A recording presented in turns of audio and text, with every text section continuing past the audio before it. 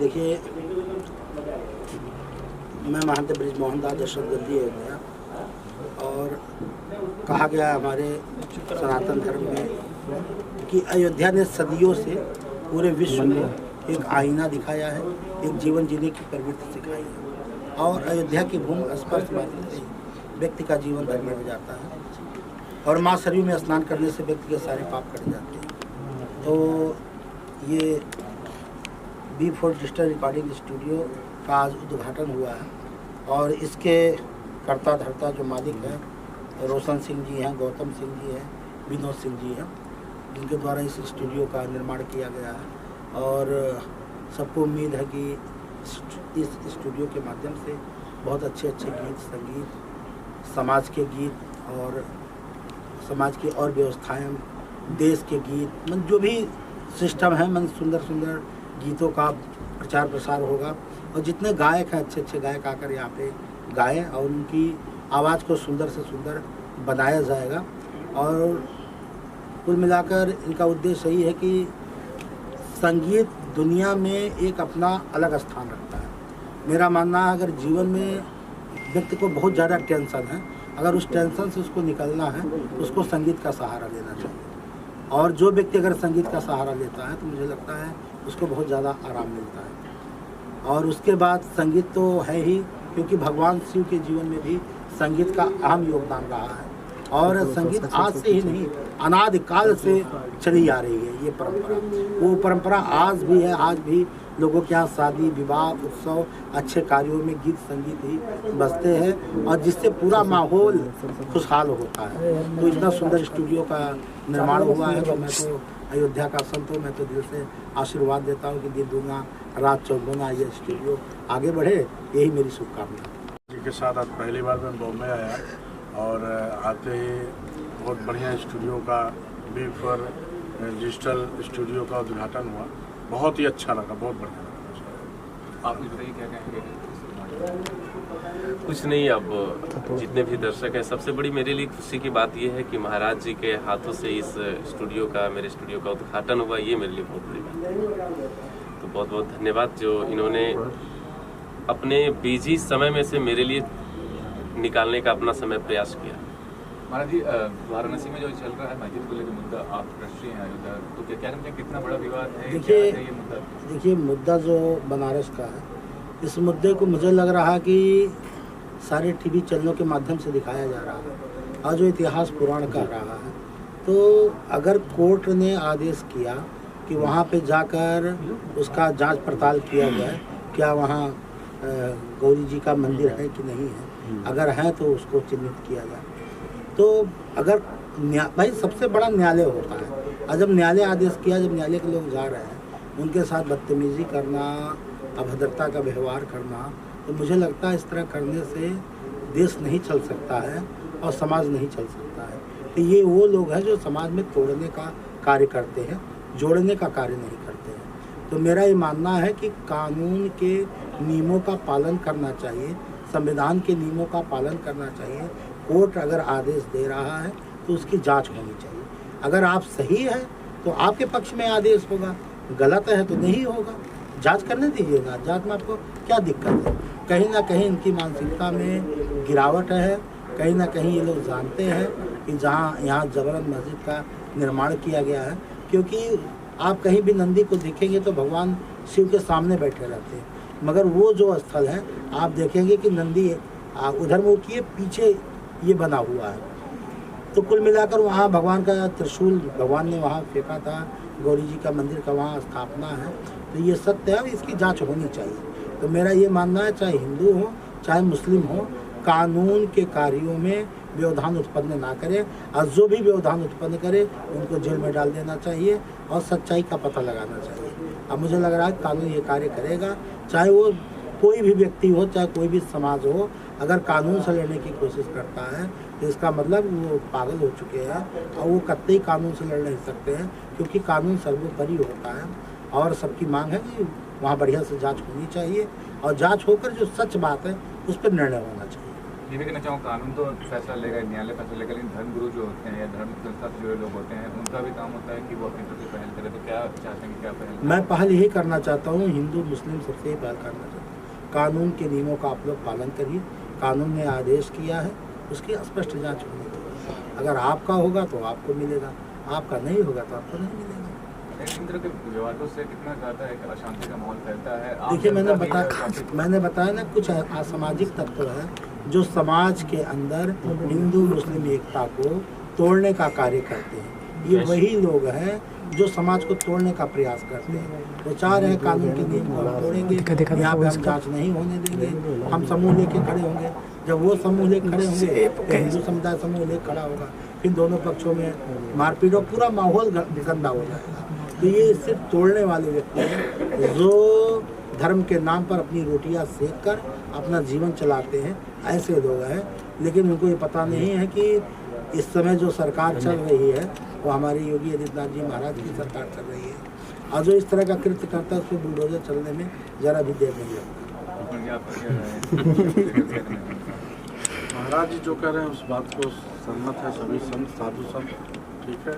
और रही बात जो महाराज जी बोले हैं कि कानून व्यवस्था के तहत आज राम मंदिर का फैसला भी जो है वो कानून के तहत ही आया, ठीक है। और उस कानून को, उस फैसले को सभी कोई माना है, धर्म गुरु हो गए, चाहे हिंदू हो गए, चाहे मुसलमान हो गए, सभी ने माना है। तो इसीलिए वहाँ भी जो भी कोर्ट आदेश कर रहा है उसको आप पालन करिए, उसमें कोई दिक्कत ही नहीं है। आप लोग जो अयोध्या से आ रहे हैं और काफी जुड़े हुए हैं मंदिर से भी, कब तक मंदिर निर्माण पूरा हो सकता है? मंदिर का निर्माण मुझे लग रहा है 24 तक हो जाएगा, क्योंकि बहुत तेजी से कार्य चल रहा है। अभी परसों माननीय योगी आदित्यनाथ जी महाराज आए थे, उन्होंने पूरा निरीक्षण किया और सारे मीडिया बंधु वहाँ पे गए थे। जो काम हो रहा है बाकायदा उसको आपके टीवी चैनल के माध्यम से, सोशल मीडिया के माध्यम से पूरे वर्ल्ड में चल रहा है और काम रोज़ बरोज़ तेजी से चल रहा है। मुझे लग रहा है प्रभु राम का मंदिर इतना भव्य और दिव्य बनने जा रहा है, कम से कम 1000 साल तक तो कहीं टस से मस नहीं होना है। इस तरह का मंदिर बन रहा है, उसमें कहीं भी गिट्टी, मोरंग, सीमेंट, सरिया का उपयोग नहीं किया जा रहा है। वो इस तरह के खांचे काटे गए, इस तरह की व्यवस्थाएं की गई है कि ये कुपरिधर की वो कहीं से भी कितना बड़ा भी अगर भूकंप आ जाए तभी वो मंदिर डोलने वाला नहीं है। किस चीज़ से बन रहा है? ये पत्थरों से मंदिर पूरा बन रहा है, लाल पत्थरों का पूरा मंदिर बन रहा है। इसके नक्काशी करने वाले तमाम कारीगर वहाँ पे लगे हुए हैं और बहुत दिव्य और भव्य मंदिर बन रहा है। अब मुझे लग रहा है राम मंदिर का निर्माण जब तैयार हो जाएगा, राम मंदिर बनके, तो राम मंदिर ही नहीं, अब तो राष्ट्र का मंदिर बनके तैयार होगा। क्योंकि आज मुस्लिम राष्ट्र में भी श्री राम पूजे जा रहे हैं। इंडोनेशिया जो मुस्लिम राष्ट्र है, आज वहाँ के राष्ट्रपति आके रामलीला का उद्घाटन कर रहे हैं। आज वहाँ जो सिक्का चल रहा है वो भी राम के नाम का चल रहा है। तो राम भारत के नहीं, राम इसमें पूरे विश्व के नायक है। आज पूरा विश्व राम पे शोध कर रहा है, राम के चरित्रों पे शोध कर रहा है, अपने जीवन में राम के चरित्र को उतार रहा है। आप देखेंगे लंदन, अमेरिका, तमाम लोग आकर माथे पर चंदन लगा रहे हैं, हरे राम हरे कृष्णा गा रहे हैं, रामायण की चौपाइयाँ गा रहे हैं। तो मुझे लग रहा है कि आने वाला समय में बिल्कुल राम राज्य की स्थापना होने वाली है और जितने अधर्मी पापी है इनका सबका नाश होने वाला है। स्टूडियो में बैठे थे, गाना बजा अपना जय श्री राम का। साथ में दुनिया में पावन अयोध्या धाम है, अरे दुनिया में पावन अयोध्या धाम है, जहाँ पे चलता श्री राम का नाम है।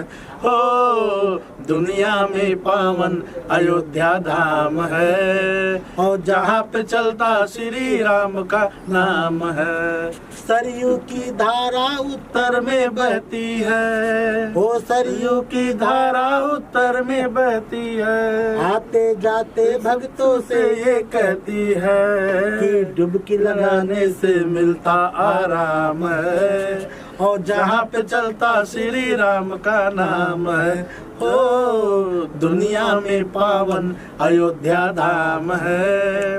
और जहाँ पे चलता श्री राम का नाम है। बगल में गोंडा, बगल में बस्ती बाराबंकी है, यहाँ पे प्यारे प्यारे छोटे छोटे मंकी हैं। लड्डू चने खिलाने से ये खुश हो जाते हैं, साथ में चल के अवधपुरी की राह बताते हैं। हनुमान गढ़ी में बैठे मेरे हनुमान हैं, हनुमान गढ़ी में बैठे मेरे हनुमान है। हो जहाँ पे चलता श्री राम का नाम है, हो दुनिया में पावन अयोध्या धाम है। हो जहाँ पे चलता श्री राम का नाम है। जय जय श्री राम। अच्छा, आपने चाहूँगा कि क्या क्या फैसिलिटीज रहेगी? मतलब कंपटीशन बहुत बढ़ गया है इस फील्ड में, तो किस तरह से आप बेटर बनने की कोशिश करेंगे, बेहतर बनने की कोशिश करेंगे? जो भी लेटेस्ट होगा वही बेस्ट होगा, जो अभी चल रहा है उसके अकॉर्डिंग सबको चलना है। और जहाँ तक हमसे बन पाएगा, जितने भी कलाकार को जितना हमसे सुविधा या जितने उनको मैं आराम अपने तरफ से सेवा दे सकूँ, जरूर कोशिश करूँ। महाराज जी कितने आभारी हैं, अपना अरे। मूल समय निकाला। मैं बोल नहीं सकता हूँ अभी। और एक कुछ और मैं कहना चाहूँगा कि भोजपुरी के अंदर कुछ विवाद जो चल रहे हैं, मेरा मानना है कि भोजपुरी में तमाम अच्छे अच्छे कलाकार हैं, अभिनेता हैं, उनको सामंजस्य के साथ कुछ लोगों को आगे आना चाहिए और आकर और चिन्हित करके कि बैठक करानी चाहिए आपस में। और जो भी बीच के अंदर जो भी मनभेद इधर उधर के हुए हैं उसको दूर करना चाहिए, क्योंकि आज भोजपुरी पूरे वर्ल्ड में छा रहा है, इसकी खुशबू पूरे वर्ल्ड में जा रही है। भोजपुरी गीत संगीत कहाँ नहीं बज रहा, हर तरफ गीत संगीत, शादी में, विवाह में, हर जगह बज रहा है। तो मुझे लग रहा है कि कुछ भोजपुरी समाज के अच्छे लोगों को आगे आना चाहिए और एक बैठक करके आपस का जो भी ये लड़ाई झगड़े इसको खत्म करके भोजपुरी को बिल्कुल साफ सुथरा बना के हर व्यक्ति को अपने काम से मतलब रखना चाहिए, आगे बढ़ना चाहिए। अगर निर्णय लिया जाए तो आप लोग खुद में निर्णय ले सकते हैं, बैठकर एक कमेटी बना के निर्णय करके कि भोजपुरी में साफ सुथरा गाना आना चाहिए, बजना चाहिए। मुझे लग रहा है कि आदमी 10 आदमी मिलकर एक कमेटी बना सकते हैं, खुद बना सकते हैं और उस पर अच्छे से कार्य कर सकते हैं।